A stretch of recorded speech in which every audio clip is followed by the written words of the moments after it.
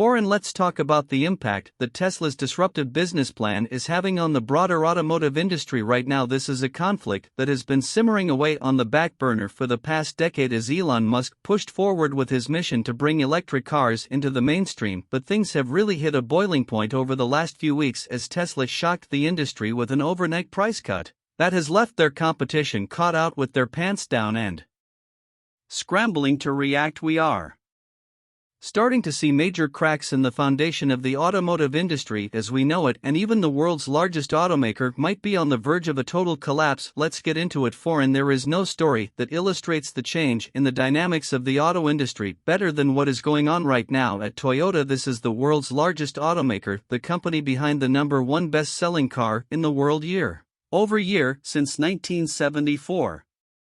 There have been over 50 million Toyota Corollas sold in the past 48 years, and a large portion of those are probably still functional somewhere in the world, because Toyota is also synonymous with quality and durability. People don't buy Toyotas because they're cool or exciting. People buy them because they work and they last. With a brand identity like that, you'd think that it would be nearly impossible to fail, and yet the latest news out of Japan shows that Toyota is on the self-admitted verge of a collapse. The heavy-hitting news here is that Toyota CEO Akio Toyoda will step down from his position mission in April, putting an end to a family dynasty that shaped the world during the 20th century. It's important to talk briefly about just how significant this is. Akio's great-grandfather Sakichi Toyoda is considered to be the father of the Japanese Industrial Revolution, known for reinventing the weaving loom in a way that dramatically increased its productivity, and he set up new factories to sell his inventions to the world. Sakichi's son Kichiro Toyoda then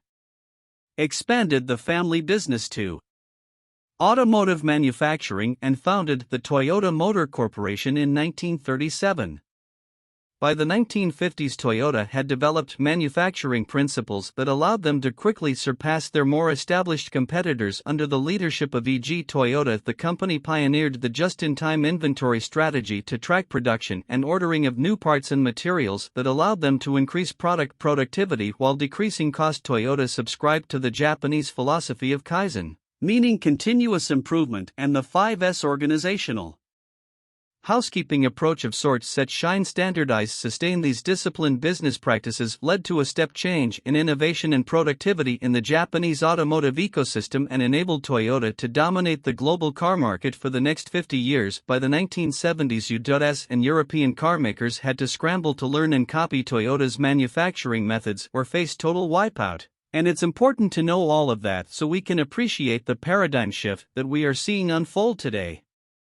In 2023, a wave of disruption, exactly like the one that Toyota inflicted on the automotive world 50 years ago, is now beating at their own door, and their house may not be sturdy enough to weather the storm. Also wanted to give a quick shout out to our amazing Discord community. Here is our question of the week, and this was our favorite answer, and here is the meme of the week winner. Join our Discord community to participate next week through the link in the description below. As Akio Toyoda fell on his own sword last month, he released a statement saying, "The new team can do what I can't do. I now need to take a step back in order to let young people enter the new chapter of what the future of mobility should be like." It's a great sentiment, but in honesty, it's difficult to share his optimism under the new leadership of Koji Sato, who has been serving as head of the Lexus brand under the Toyota umbrella. The company has made a new commitment to develop their own dedicated EV platform that will make up for the failings of the disastrously half-assed bZ4X electric SUV. The bZ4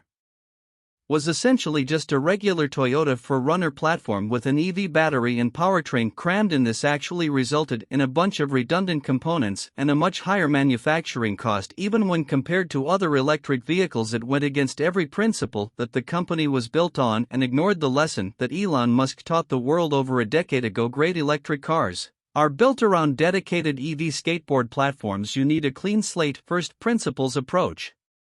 Within months of hitting the market, the wheels fell off the bZ4. Literally, Toyota had to recall every single bZ4 over defective bolts that couldn't hold the wheels on properly. They just go flying off the car. A couple of months into the recall notice, Toyota started just straight up offering to buy the electric SUVs back from anyone who had purchased one. An embarrassing failure from a brand synonymous with high quality and their efforts To turn things around already appear like too little too late. Japanese newspaper, the Asahi Shimbun, reported Toyota doesn't expect to launch its EV range until 2027 to 2028, and at the rate that the global EV market share is growing, Toyota will be lucky to retain even a tenth of its 10 million unit market share in that time frame. If we quickly dive into some numbers here, in December 2022, for fully electric vehicles made up 33% of all new car sales in Germany and the UK, up from less than 10% in both markets just 2 years earlier. That was the year that Tesla started making their vehicles readily available to Europe, leveraging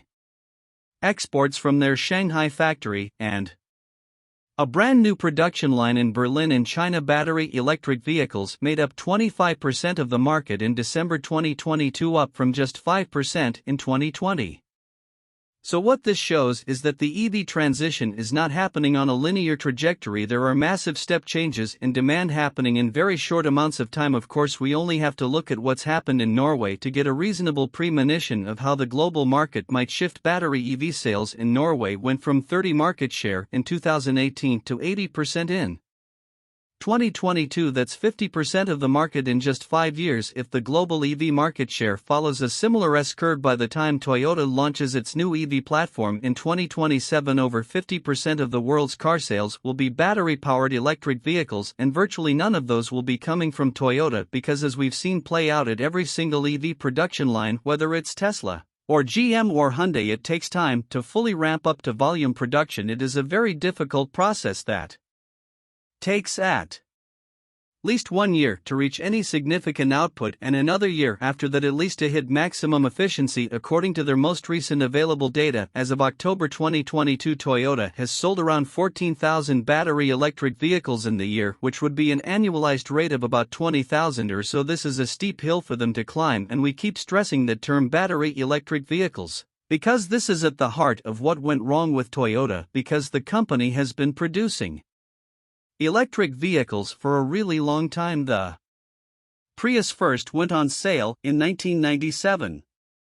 Really the world's first mass-produced eco-friendly car, a hybrid of electric and gasoline. It was revolutionary at the time, but fast forward exactly 20 years and Tesla is launching their first mass-market fully electric battery-powered Model 3, and it makes the Prius look like a children's toy by comparison. But Toyota kept on keeping on with the hybrid model, even as everyone started to realize how much better it is when you just go fully electric. Hybrid might have been necessary at the time, but now it's just this stupid waste of energy. When the car is in electric mode, the range is wasted on drag, lagging around a useless gasoline engine, and in gasoline mode is actually less efficient than a regular combustion vehicle because it's dragging around the battery pack. And then someone at Toyota decided that hydrogen was actually the way to go for electric vehicles. It was probably Mr. Toyota himself, because no one else was able to fact-check that ridiculous statement, and the company poured billions of dollars into hydrogen fuel cell technology. As of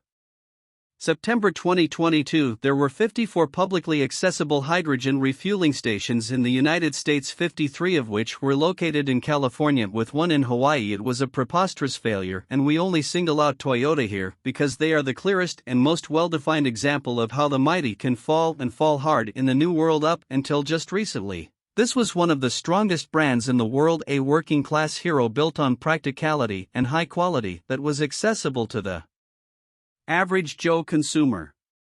And now they are underwater with virtually zero chance of coming up for air. Things are not going to be like they were before, but let us know where you see the auto industry moving over the next decade. What does that landscape look like by 2030, and can Toyota somehow survive? Drop your theories down below. Don't forget to give this video a thumbs up today if you liked it. That is so important for getting our content out to more people. If you enjoy the content, then you'd probably also enjoy our weekly newsletter, so sign up with the link down below at theteslaspace.com. A huge thank you to all of our Patreon supporters who are listed on the screen now. You help us make the best content we can, and we really appreciate it. Thanks for watching, and we'll see you in the next one.